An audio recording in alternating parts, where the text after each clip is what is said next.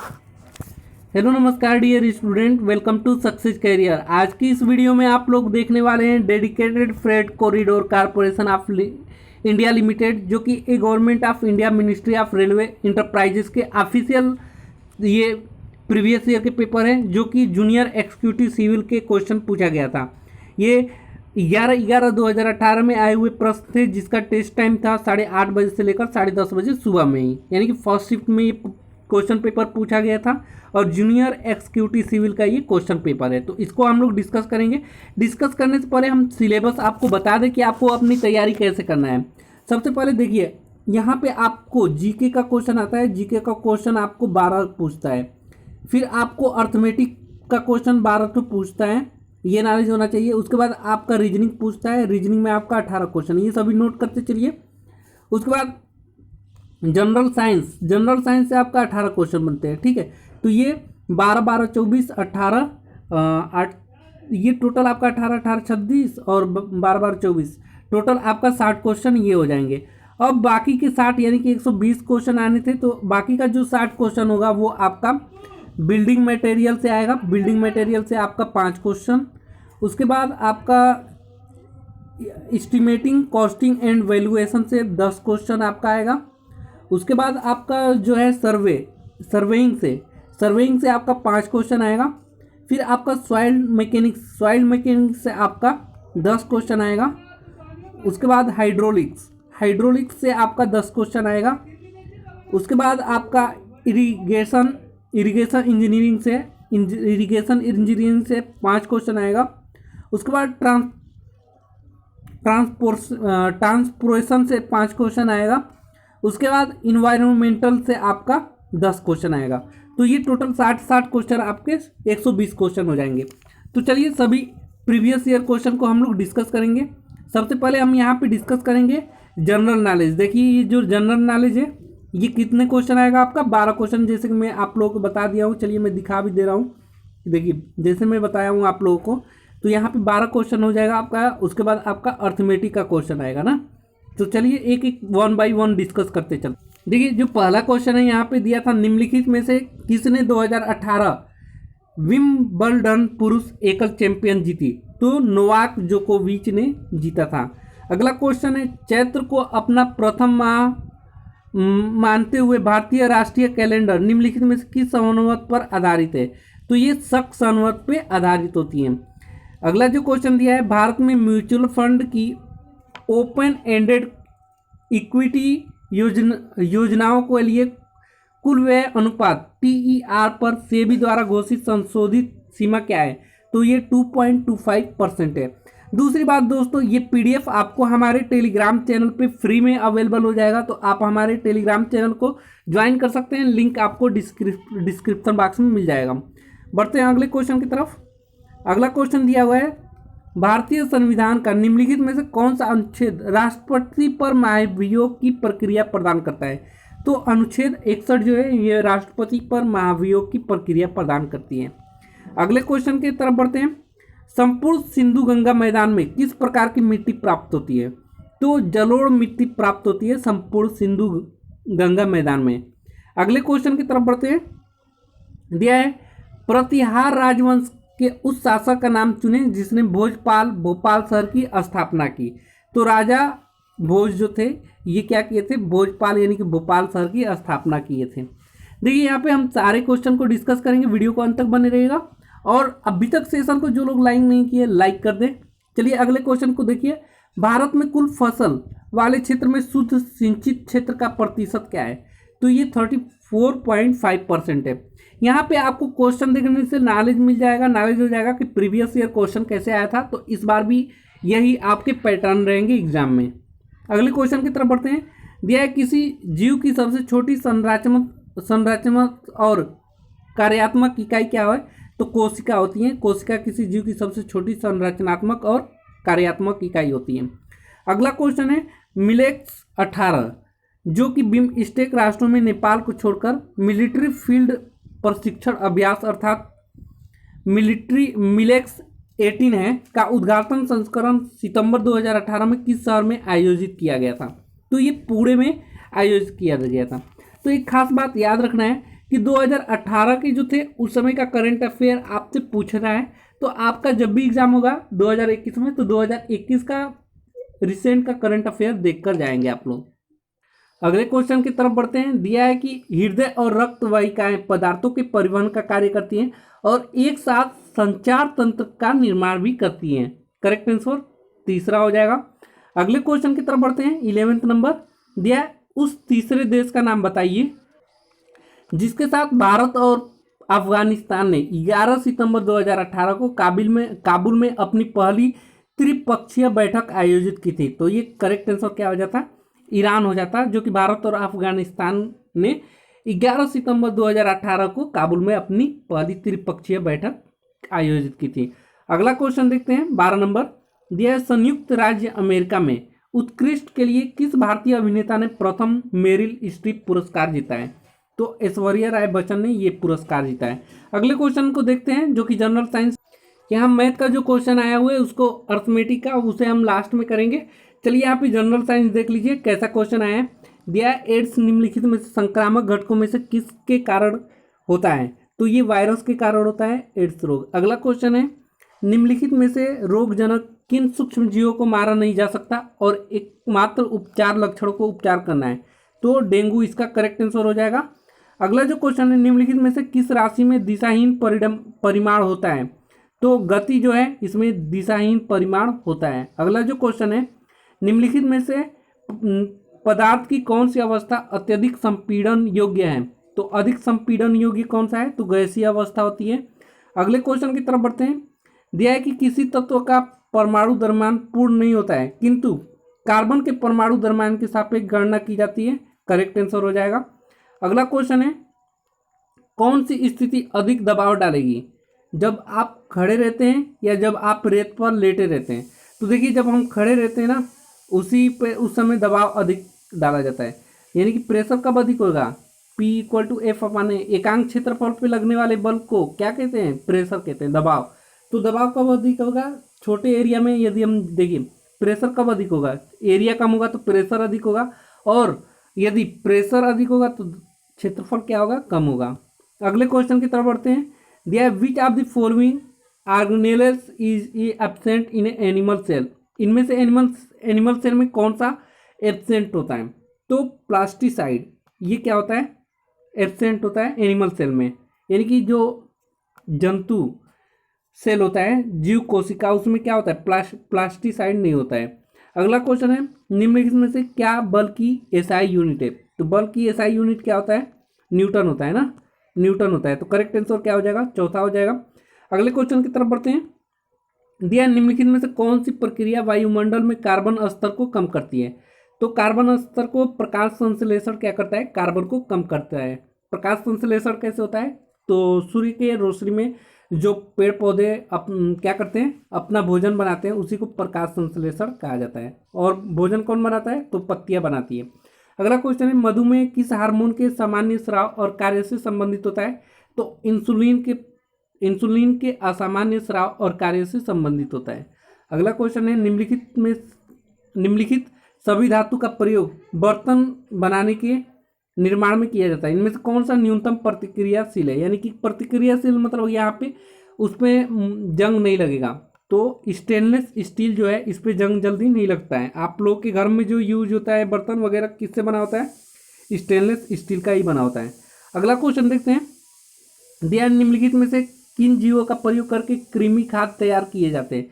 तो जो केचुआ होते हैं ना, इनसे हम लोग कृमि खाद तैयार करते हैं ना। अगले क्वेश्चन की तरफ बढ़ते हैं।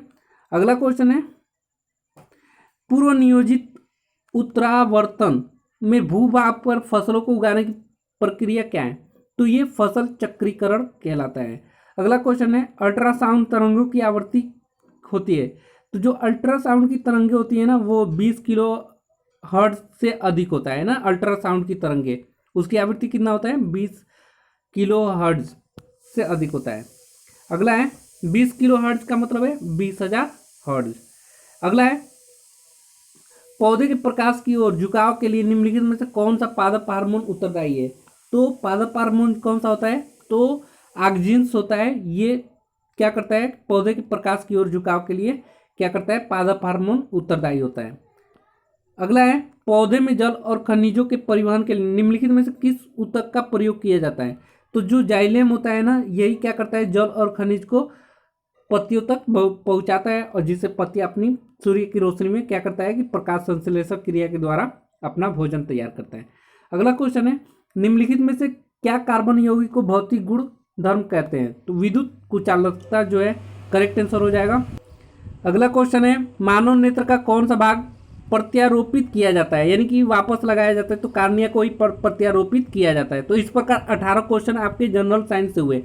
अब देखिए आपका अर्थमेटिक का क्वेश्चन रह जाता है जो कि 12 क्वेश्चन है, और उसके बाद आपका रीजनिंग का 18 क्वेश्चन है। चलिए मैं उसको भी देख लेते हैं जल्दी जल्दी में, क्योंकि आपको बहुत से यहाँ पे पोर्शन करवाना है 120 क्वेश्चन, तो जब मैं सोच रहा हूँ सारे क्वेश्चन आपको दिखा दूँ। देखिए यहाँ पे जनरल एप्टीट्यूड एंड रीजनिंग, ये रीजनिंग के सेक्शन है, इसमें आपको 18 क्वेश्चन देखने को मिलेंगे। देखिए दिया है, किसी एक निश्चित कूट भाषा में DEF को 4 5 1 6 के रूप में लिखा जाता है, उसी कूट भाषा में BEAD को किस भाषा में लिखा जाएगा। ठीक है, तो यहाँ कुछ नहीं करना है। D का कोड क्या होता है, 4 होता है, E का 5 होता है, A का 1 होता है, F का 6 होता है। तो यहाँ B का कोड कितना होता है, 2 होता है, E का कोड 5 होता है, A का कोड 1 होता है, और D का कोड 4 होता है। यानी कि 25 14 जो आंसर होगा वही करेक्ट आंसर हो जाएगा। अगला क्वेश्चन है, यदि उत्तर पश्चिम दक्षिण बन जाता है तो पश्चिम दक्षिण पूर्व बन जाता है, तो पूर्व क्या बन जाएगा, तो पूर्व हमारा उत्तर पश्चिम बन जाएगा। अगला क्वेश्चन है जो कि सीटिंग अरेंजमेंट से है, तो आपको सीटिंग अरेंजमेंट के जो चैप्टर है उसको तैयार करना होगा। दिया है ABCDEF, अतिथि वक्ता को सुनने के लिए एक सभागार में बैठे हैं, ई बाएं छोर से दूसरे स्थान पर बैठा है।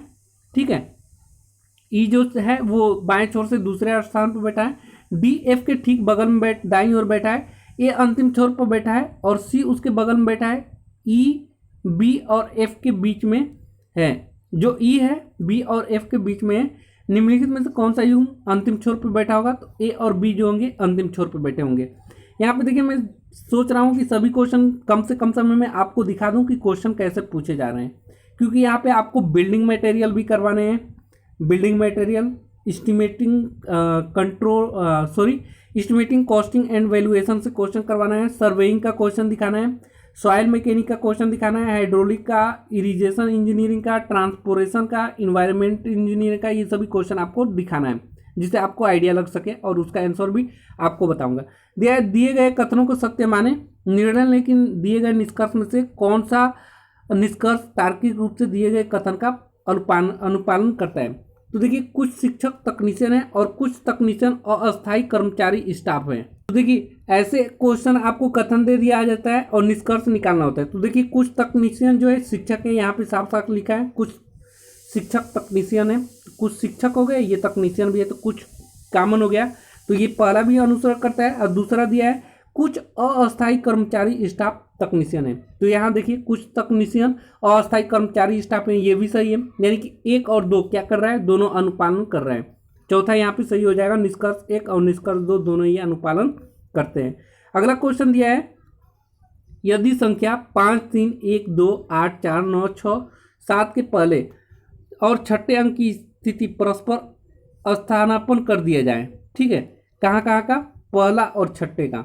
तो पहला क्या है 5 है, और छठे नंबर पे कितना है, तो छठे नंबर पे आपका 4 है, यानी कि 4 और 5 को आपस में बदल दिया जाए, और 3 1 2 8, उसके बाद क्या हो जाएगा 9 6 7 हो जाएगा। और उसी प्रकार दूसरे और 7वें अंक को भी परस्पर स्थानापन्न कर दिया जाए, तो निम्नलिखित में से कौन से बाएं छोर से 7वें अंक के दाईं ओर तीसरा अंक होगा, तो करेक्ट आंसर क्या हो जाएगा 7वां होगा। अगले क्वेश्चन पर बढ़ते हैं। नीचे दी गई आकृति को त्रिकोण की संख्या यानी कि त्रिभुज की संख्या बताना है, त्रिकोणों की संख्या बताइए। तो यहाँ पे टोटल आप देख सकते हैं, टोटल यहाँ पे 18 है त्रिकोण, कितने हैं त्रिभुज, 18 त्रिभुज है। अगला क्वेश्चन देख सकते हैं, वह संख्या ज्ञात करें जिसे उसी में 17 बार जोड़ने पर 126 प्राप्त होता है। वह संख्या ज्ञात करें जिसे उसी में 17 बार जोड़ने पर, यानी कि 17 बार जोड़ने पर क्या हो जाएगा 126 हो जाता है। तो इसका आंसर क्या हो जाएगा, तो इसका आंसर क्या हो जाएगा 7 हो जाएगा। अगले क्वेश्चन की तरफ बढ़ते। देखिए ये क्वेश्चन क्या कह रहा है, वह संख्या ज्ञात करें जिसे, देखिए वो कोई संख्या x मान लीजिए और ये इसे 17 बार जोड़ा गया है, तो कितना बन जा रहा है, 126 बन जा रहा है। यानी कि ये क्या हो जाएगा, 18x हो जाएगा। तो 18x इक्वल टू 126, तो x इक्वल टू क्या हो जाएगा, तो 18 सत्ते 126 होता है, तो x की वैल्यू 7 आ जाएगा। अगला क्वेश्चन की तरफ बढ़ते हैं। दिए गए विकल्पों में से उस शब्द का चयन करें जिसका निर्माण नीचे दिए गए अक्षरों से नहीं किया जा सकता है। तो देखिए एक्स्ट्रा वेगेंट यहाँ पे दिया हुआ है और यहाँ पे टेंगल आंसर करेक्ट हो जाएगा। टेंगल आंसर क्यों यहाँ पे करेक्ट हो जाएगा, देख लीजिए यहाँ पे जो है कि एल जो है एक्स्ट्रा वेगेंट में एल नहीं आ रहा है, इस वजह से एल वाले वर्ड को नहीं बना सकते ना, क्योंकि इसमें एल दिया है और एक्स्ट्रा वेगेंट से बनाना है, तो एक्स्ट्रा वेगेंट में कहीं एल नहीं दिया हुआ है, तो हम ट्रायंगल को नहीं बना सकते। अगले क्वेश्चन की तरफ बढ़ते हैं। मैम दिया निम्नलिखित में से कौन सा वेन आरेख वर्ग के संबंध में सही ढंग से दर्शाता है। देखिए जलीय जानवर, मछली और वेल। तो देखिए ये मछली हो गया और ये वेल हो गया, और दोनों कहाँ रहते हैं, तो ये जलीय जानवर हैं। तो करेक्ट आंसर क्या हो जाएगा, पहला वाला ही आंसर सही हो जाएगा। अगले क्वेश्चन की तरफ बढ़ते हैं। देखिए अगला क्वेश्चन दिया है, काफ़ी लंबा है, फिर भी इसका स्क्रीनशॉट ले लीजिए, आप लोग कर लीजिएगा। अगले क्वेश्चन की तरफ बढ़ते हैं, क्योंकि ऐसे क्वेश्चन को मैं पढ़ता रह जाऊंगा, आप भी बोर होकर चले जाएंगे। देखिए दिया है, यदि वांट का कोड 2567 है, टेम का कोड क्या है 7531 है, तो वेन को किस रूप में कूटबद्ध किया जाएगा, तो टेम। तो देखिए टी का कोड यहाँ पे क्या निकल कर आएगा, 7 निकल कर आएगा। यहाँ पे देख सकते हैं, आप कैसे बता दूँ, देखिए टी लास्ट में 7 है और यहाँ टी भी देख सकते हैं 7 है। तो ऐसे ही वेन, तो WANE वेन है ना, तो W का कोड क्या है यहाँ पे, देखिए W यहाँ पे 2 को दिखा रहा है, तो 2 लिख लीजिए। एक किसको दिखा रहा है, 5 को दिखा रहा है, क्योंकि वेन में A है। फिर N वाला देखते हैं, N किसको डिनोट कर रहा है, N 6 को डिनोट कर रहा है। उसके बाद E दिया हुआ है, तो E इसमें है नहीं, इसमें है लास्ट में चौथे नंबर पे, तो E किसको डिनोट कर रहा है, 1 को, यानी कि 2561 आपका करेक्ट आंसर हो जाएगा। अगले क्वेश्चन की तरफ बढ़ते हैं। दिए गए विकल्पों में से वह विकल्प चुने जो दी गई श्रृंखला को क्या करेगा, पूर्ण करेगा। क्या करेगा, पूर्ण करेगा। तो कुछ नहीं करना है, इसमें 2 ऐड हो गया, इसमें 4 ऐड हो गया, इसमें 8 ऐड हो गया और इसमें 16 ऐड हो गया। अब 32 ऐड कर दीजिए, तो 81 में 32 ऐड करेंगे तो कितना हो जाएगा, 3 8 3 11 113 करेक्ट आंसर हो जाएगा। अगले क्वेश्चन की तरफ बढ़ते हैं। दिए कौन सा वेन आरेख निम्नलिखित में वर्गों का उचित प्रतिनिधित्व करता है। तो देखिए हाथी, जेब्रा और जानवर, तो हाथी अलग हो जाएगा और जेब्रा अलग हो जाएगा और ये दोनों क्या है, जानवर हो जाएगा। तो करेक्ट आंसर क्या हो जाएगा, यहाँ पे चौथा हो जाएगा। देखिए एक हाथी हो गया, एक जेब्रा हो गया और दोनों क्या है, ये जानवर है। अगले क्वेश्चन की तरफ बढ़ते हैं। दिया 5 मित्र एक दौड़ में भाग ले रहे हैं। मनोज नीरव से तेज दौड़ता है। मनोज क्या करता है, नीरव से तेज दौड़ता है, और अक्षय मनोज से तेज दौड़ता है, और अक्षय जो है ये मनोज से तेज दौड़ता है। नीरज सोहेब से तेज दौड़ता है, जो नीरज है ये किससे तेज दौड़ता है, सोहेब से तेज दौड़ता है, किंतु प्रवीण से धीमा दौड़ता है। किंतु प्रवीण से क्या करता है, धीमा दौड़ता है, तो प्रवीण से धीमा दौड़ता है, यानी कि ये प्रवीण हो जाएगा और ये सोहेब हो जाएगा। तो अब पूछ रहा है प्रवीण मनोज की भांति तेज नहीं दौड़ता है, तो मनोज की भांति ये तेज नहीं दौड़ रहा है। दिए गए आंकड़ों के आधार पर दौड़ जीतने की सर्वाधिक संभावना किसकी है, तो ये एक क्या है, अक्षय का है ना, तो करेक्ट आंसर अक्षय की करेक्ट आंसर हो जाएगा। अगले क्वेश्चन की तरफ बढ़ते हैं। दिया उस विकल्प का चयन करें जो तीसरे पद से उसी प्रकार संबंधित है, उसी प्रकार जिस प्रकार दूसरा पद पहले से, तो दूसरा पद जिस प्रकार पहले से है उसी प्रकार यहाँ पे तीसरा किससे होगा, चौथे से होगा। तो चलिए यहाँ पे देख लीजिए, ए को क्या कर दिया, बी कर दिया, जेड को देखिए कुछ नहीं किया गया है। यहाँ पे जो वर्ड लिखा है ना, बी से एक क्या कर दीजिए, पीछे आ जाइए, -1 कर दिया। वाई से एक पीछे आएंगे तो क्या हो जाएगा, +1 हो गया, तो -1 +1। फिर ई से डी आएंगे तो -1 हो जाएगा, -1, यानी कि सबसे पहले -1 करिए, तो -1 करेंगे तो एस से पहले क्या हो गया, आर हो जाएगा, ठीक है। तो आर देखिए यहाँ पे आर और आर, तो यहाँ तीसरा ऑप्शन आपका सही हो जाएगा। ऐसे ही देखिए ई है ना, तो ई में +1 करेंगे तो एफ हो जाएगा, और ई में -1 करेंगे तो डी हो जाएगा, तो R F D correct answer हो जाएगा। अगले क्वेश्चन की तरफ बढ़ते हैं। दिया है जे के एल एम और एन 5 चचेरे भाई हैं। एम के से आधी आयु की हैं, एन की आयु जे से दुगुनी है, के जे से आधी आयु का है, एम एल से आधी आयु का है, इन सब में सबसे कम आयु कौन सा है? तो इसमें सबसे कम आयु एम का होगा। अगला क्वेश्चन है, किस विकल्प का चयन कर जो अन्य तीनों विकल्प से भिन्न है? तो एम एन पी के जो है ये भिन्न है। अगला क्वेश्चन की तरफ बढ़ते हैं। देखिए दिया, यदि 16 दिसंबर 2006 को शनिवार था तो 21 दिसंबर 2008 को कौन सा दिन होगा? तो ऐसे क्वेश्चन आपको कैसे करेंगे, मैं ऑलरेडी इसका लिंक दे दूंगा, बिल्कुल इजी है ऐसे क्वेश्चन को निकालने के लिए। देखिए तो इस प्रकार 18 जो क्वेश्चन होंगे आपके रीजनिंग के होंगे। अगले क्वेश्चन की तरफ बढ़ते, चलिए आपको यहाँ पे मैं दिखा दूं अर्थमेटिक आपका कैसा पूछा जाएगा, अर्थमेटिक का लेवल क्या हो। चलिए यहाँ पे अर्थमेटिक देख लीजिए।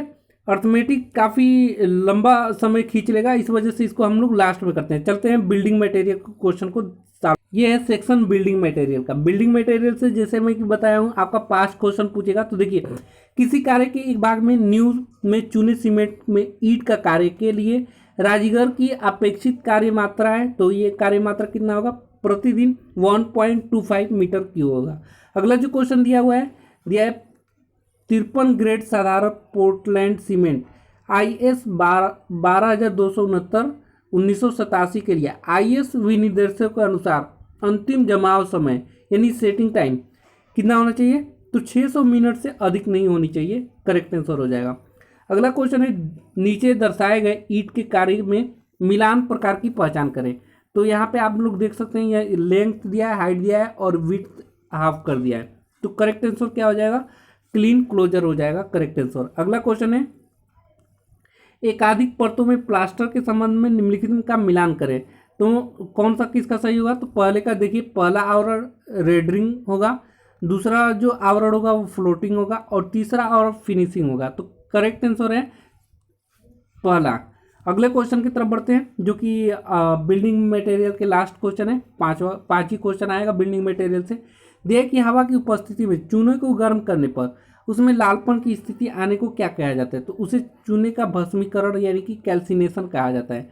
अगला जो आएगा आपका एस्टिमेटिंग कॉस्टिंग एंड वैल्यूएशन से, इससे आपका क्वेश्चन जो बनकर आएगा यहाँ पे 10 क्वेश्चन पूछा जाएगा। तो देखिए इस क्वेश्चन का लेवल देख लीजिए कैसा रहता है। दिया परिमाणों के निर्धारण के लिए सड़कों और जलाशयों जैसे कार्यों की अविकल्पना यानी कि डिजाइन के लिए पर्याप्त डेटा वहन करने के लिए किए गए सर्वेक्षण को किस रूप में जाना जाता है? तो किस रूप में जाना जाता है? इसे अभियांत्रिकी सर्वेक्षण के रूप में जाना जाता है। अगला क्वेश्चन है, विविध स्वरूप के प्रासंगिक व्यय जिन्हें किसी भी विशिष्ट मद उपशीर्षक के अंतर्गत वर्गीकृत नहीं किया जा सकता के अंतर्गत उपलब्ध करवाए जाते हैं। तो ये आकस्मिक व्यय के रूप में क्या करते हैं? उपलब्ध करवाए जाते हैं। अगला क्वेश्चन है, सीमेंट की एक बोरी की मात्रा, सीमेंट की एक बोरी की मात्रा जो कि खुली अवस्था में सीमेंट का घनत्व है 1440 किलोग्राम प्रति मीटर क्यूब, तो उस किसके बराबर होगा? तो ये 0.0347 के बराबर होगा एक बोरी मात्रा का सीमेंट का।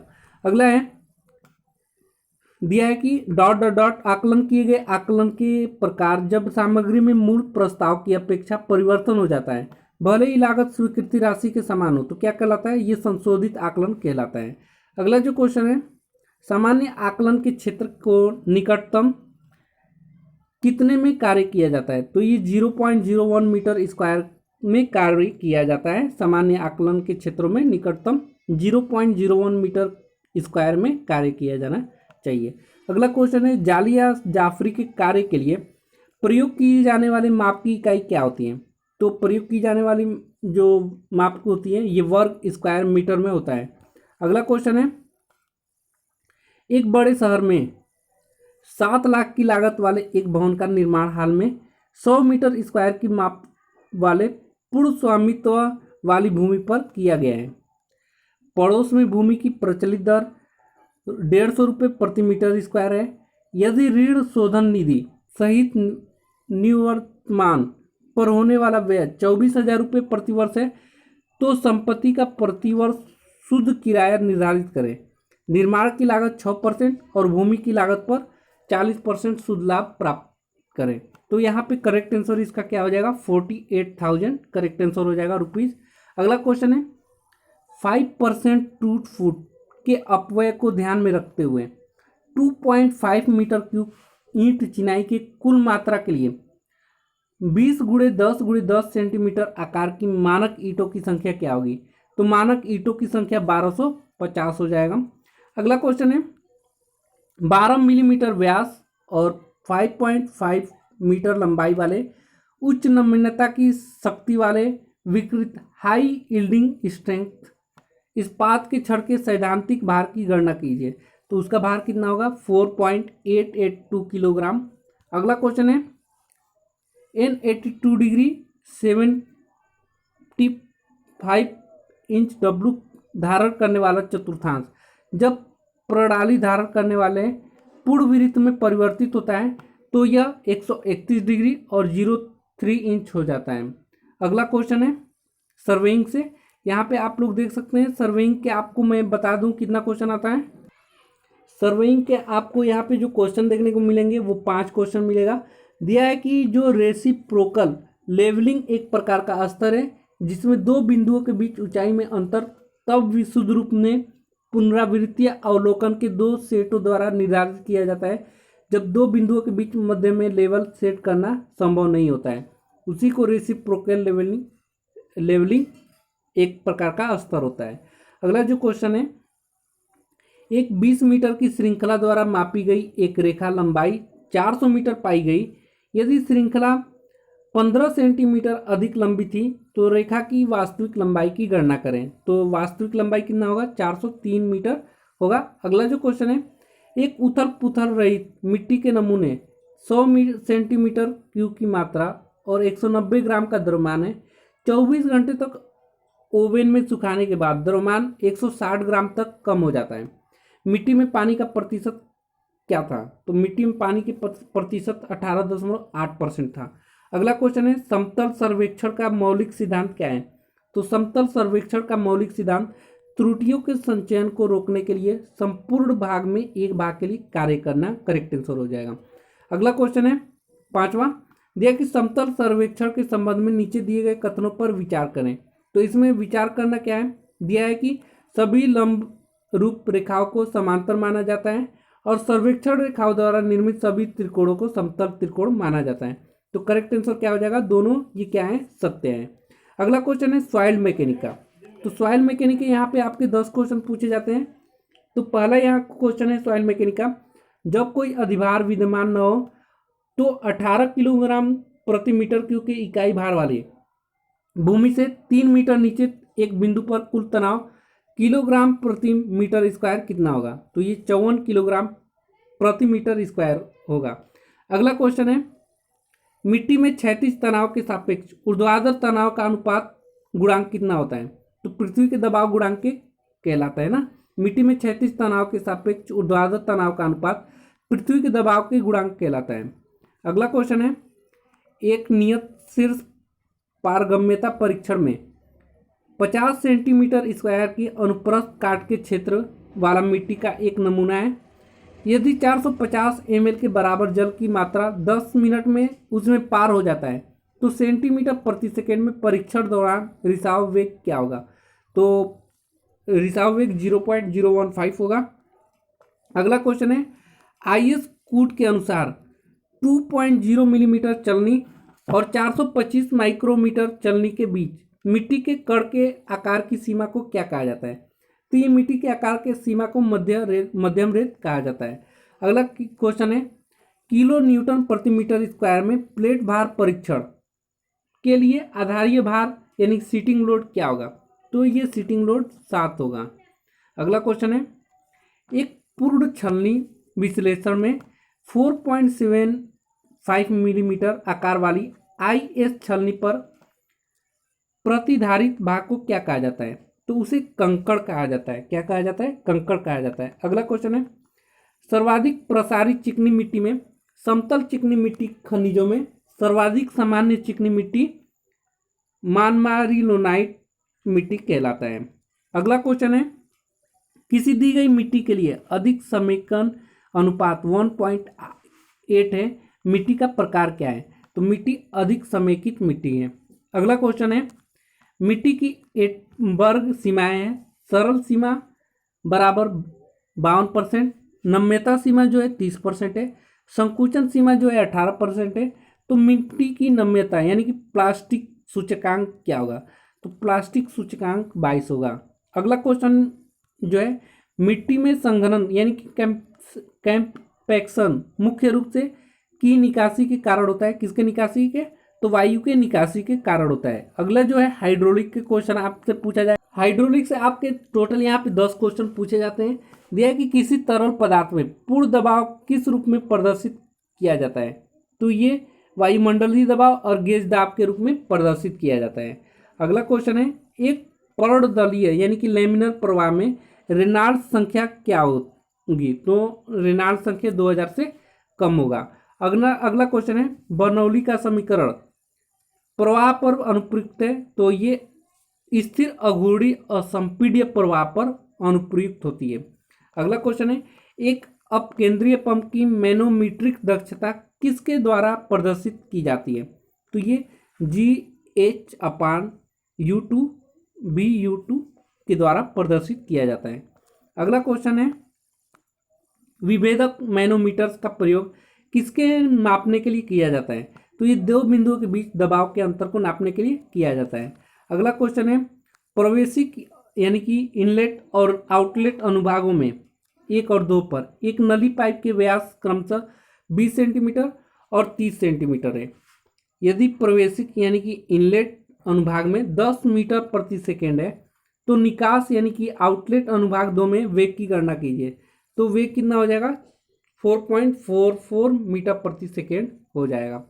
अगला क्वेश्चन है, एक बहाव को U = 2 ब्रैकेट में 1 + t V = 3 1 + t द्वारा परिभाषित किया गया है, जहाँ t समय t = 2 पर वेग क्या होगा? तो t = 2 पर वेग जो होगा ये आपका 10.82 मीटर प्रति सेकेंड होगा।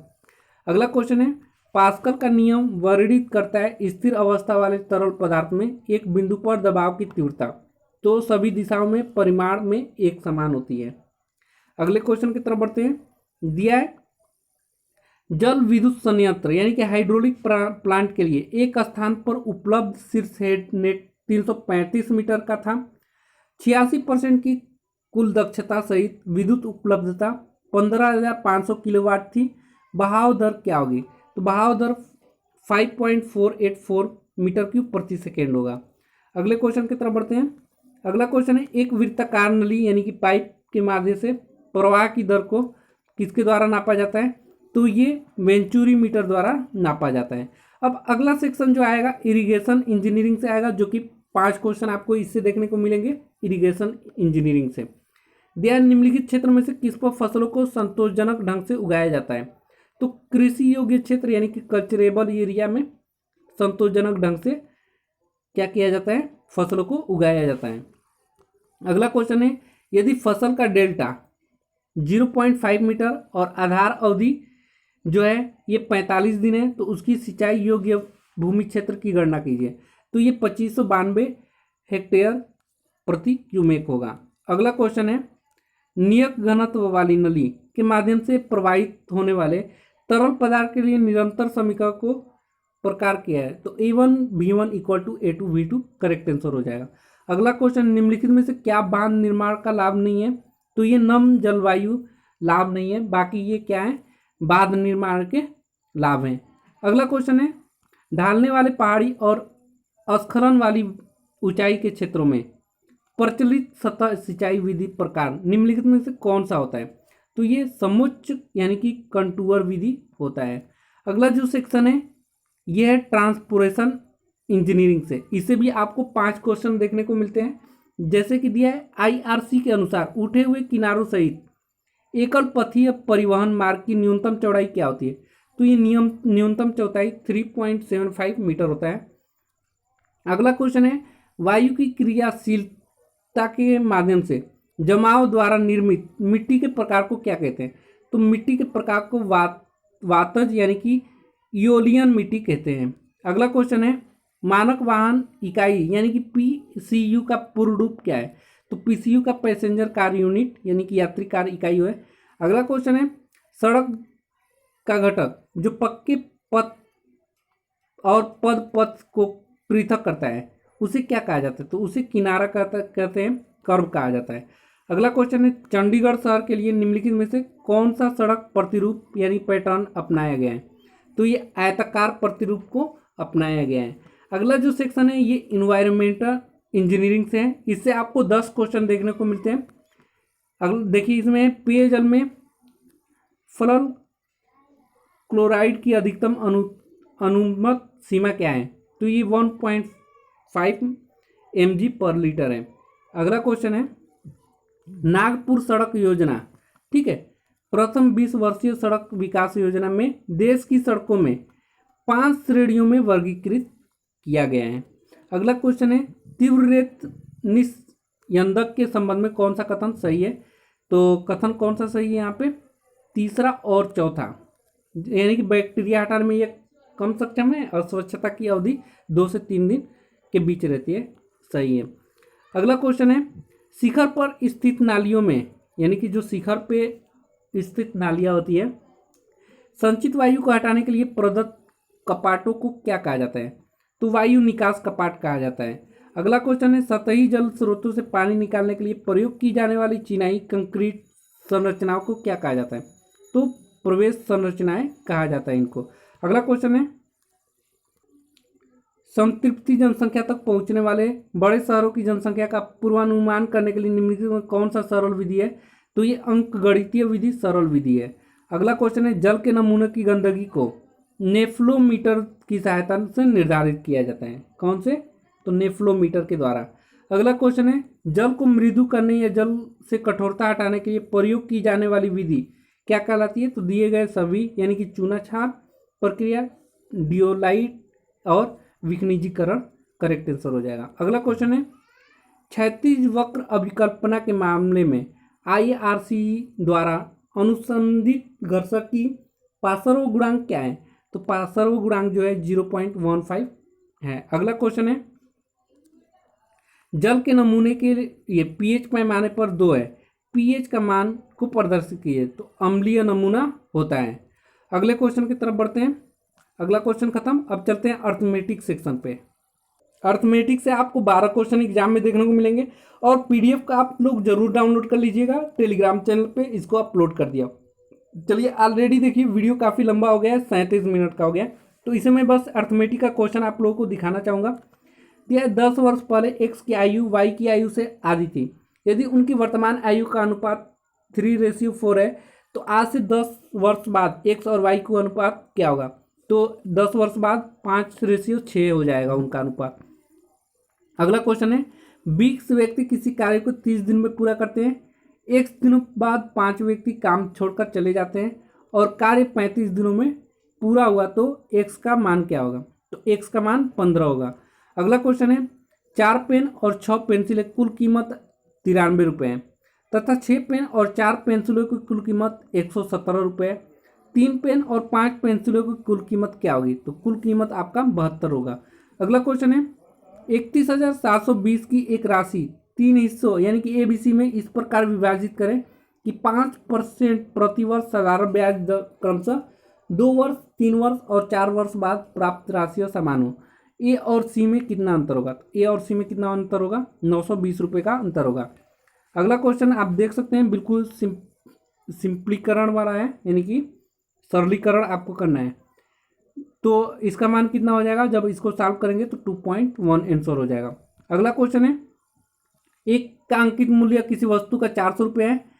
अंकित मूल्य पर 20% की छूट देने के बाद दुकानदार ने 80 रुपये का लाभ कमाया, उसका लाभ कितना प्रतिशत है? तो उसका लाभ प्रतिशत कितना होगा? 33 सही 1/3%। अगला क्वेश्चन है, एक निश्चित कार्य करने में A B से 2 गुना तेज है, B C से 2 गुना तेज है। यदि वे सभी 16 दिन में कार्य को पूरा करते हैं तो A और C साथ मिलकर कार्य को 1 सही 1/4 गुने कार्य को कितने समय में पूरा कर सकते हैं? तो ये 28 दिन में पूरा कर सकते हैं। अगला क्वेश्चन है, एक बेलनाकार स्तंभ का वक्र क्षेत्रफल और आयतन क्रमशः 264 मीटर स्क्वायर और 396 मीटर क्यूब है।